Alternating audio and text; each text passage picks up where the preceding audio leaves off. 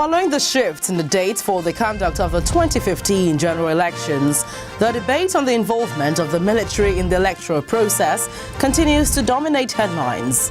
The debate is coming in the face of success reports in the fight against insurgency. My guest this week discusses security and the elections.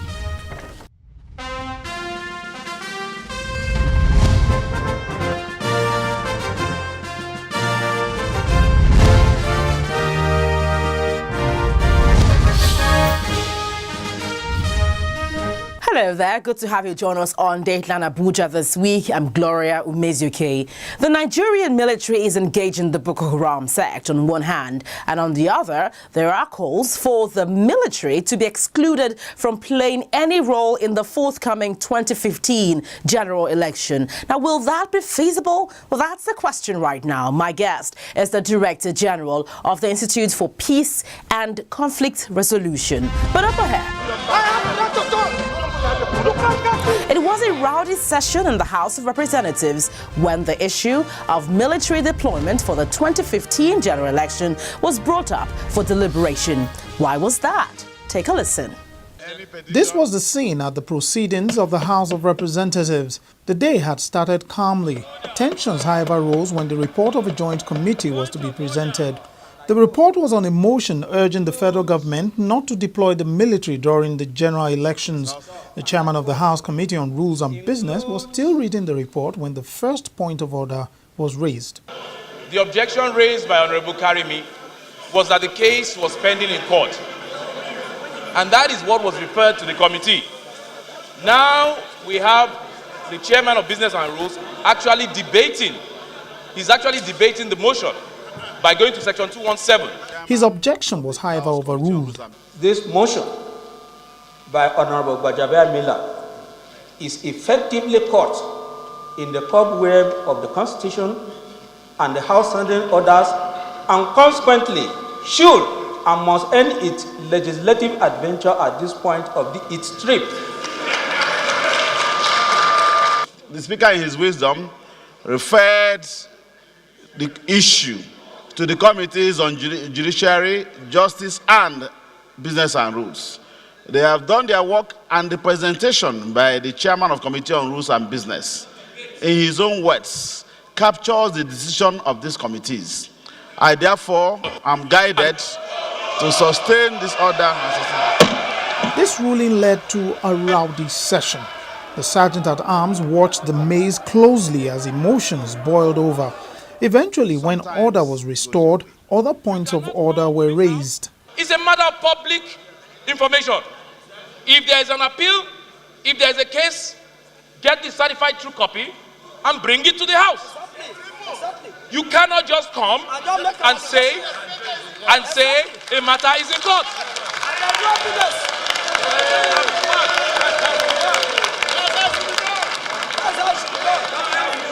My brother knows that there is a court case in respect of this subject matter. I have a copy of it here. I give it to you. Hold on, please. We don't need to shout. I will give it to you. The suit number is ID stroke. Please take the number down.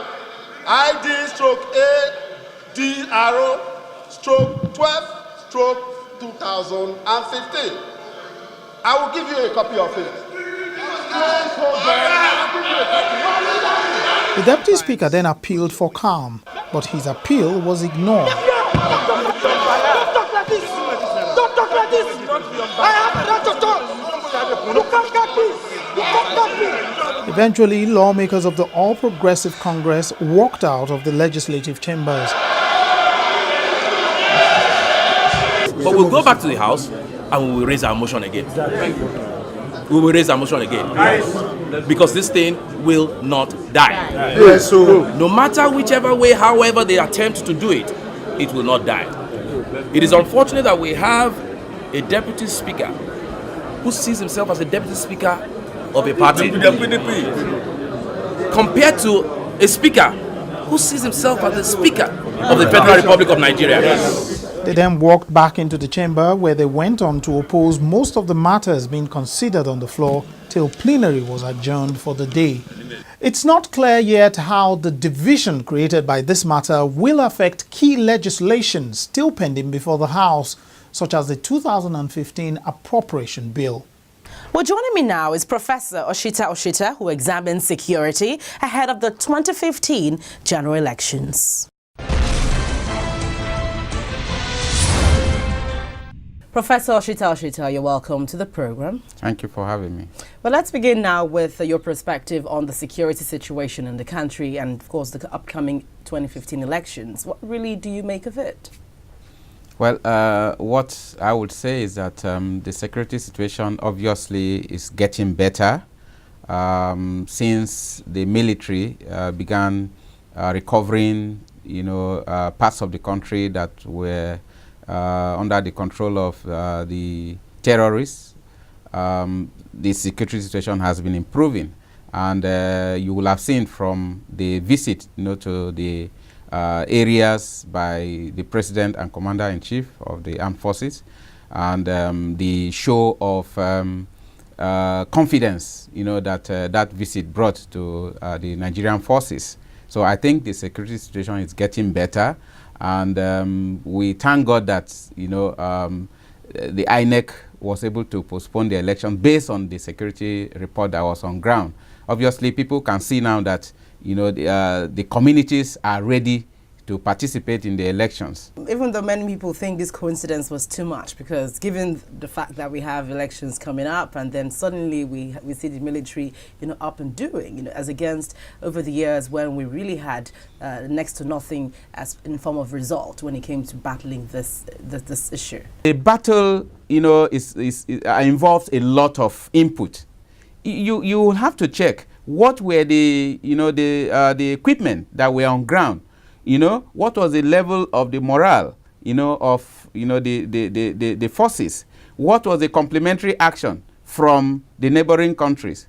You understand? So these are the things to put together. I think this, to think that it was a sheer coincidence is not a well-informed position. I think when you are talking about tackling a security situation such as we have in our hands, you must think of several other inputs. And it is only when those inputs, synergize, very well, when the mix is right, that is when you get the right results. And we are getting the results because the mix is right. So for those in the opposition who think this way, it really has no basis. I do think that, it is really not right. And we are not being fair, even to our own forces. We are not being fair, even to our knowledge of how strategy, gets implemented and what we see on ground. Terrorism is not a Nigerian phenomenon. It is happening elsewhere. If America, was not able to deal with terrorism in Iraq and in Afghanistan, this is a very big situation. And I think that people should appreciate the enormity of the problem so that we do not begin to, spin conspiracy theories, about nothing. But then, again, what's your perspective of your involvement, of the military's involvement in the electoral process? Because if you recall, a court in Sokoto stated that the military should not be involved in the electoral process. Since I became an adult, I know that the military has, one way or the other, been involved in elections in Nigeria. And to the extent that the military is involved in the logistical input into elections, namely, movement of materials and things like that, the military has all the time been involved in the electoral process. And I don't think that the military being involved in the electoral process in 2015 will be different from what it had done in the past. Basically, the military, as stated in the electoral law, cannot be, or rather, no armed security person will be at the polling booth. But they have to secure those who are going to vote from, reasonable distance, which is prescribed by law. So I do not see how this will be something that should be an argument. Nobody has said that armed security people will be at the polling booth. The military and the other security forces, they are paid to secure us. Okay, now let's take a look now at the peace accord. The candidates, the gladiators, signed this peace accord, and we continue to see hate speeches here and there in the media and everywhere else, But do you see this peace accord as an effective tool towards curbing electoral violence? Honestly, I must say the peace accord is an effective tool in helping us regulate, the frequency, of hate speeches. There are people who have been restrained as a result of the peace accord. I think it is a good tool. Some people have said, look, there's no, it has no legal backing. But as I've said elsewhere before, the peace accord, the Abuja Peace Accord of January 14, 2015, was signed by, the leading, presidential candidates and their parties. Now, these people are responsible people. These people are gentle people. What the content of the Abuja Accord states is simply what already has been stated in the electoral law. What also is contained in our constitution, namely that we would always desire to have an election that is free, fair, and credible, peaceful, and non-violent. So that is what they have stated in that accord. The only difference between what we have in the Electoral Act and the Peace Accord is that the Electoral Act is, backed by, sanctions, whereas the Peace Accord is, backed by moral force. And that is why the National Peace Committee, which is chaired by His Excellency General Abdulsalami Abubakar, is providing that moral, force, the basis, to continue to exercise that moral force, so that those who have signed, the signatories to the Abuja Accord, will continuously remember that this is something they have committed to. And I think to that extent, it's a document that is unprecedented in the history of elections in Nigeria. So it's not really a case of fulfilling all righteousness, like some people would say. Even some civil society groups came up to say something, such as that is just mere formality. People would go ahead to do what they want to do in support of their candidates. I do not think that it is just, to fulfill all righteousness. Frankly, I must say that, if we are human beings, if I sign a document, it will touch my conscience that I should abide by the letters and spirit of that document. And if you look at the content of the Abuja Accord, it states that the candidates, as well as their supporters and their parties, commit to violence-free elections. And I do not think that people people of integrity such as sign that agreement would simply come and do that for a show of, for nothing. So I do believe that it is not just to fulfill all righteousness. And I think from what we are monitoring, perhaps the political environment will have been more heated than, we find it now.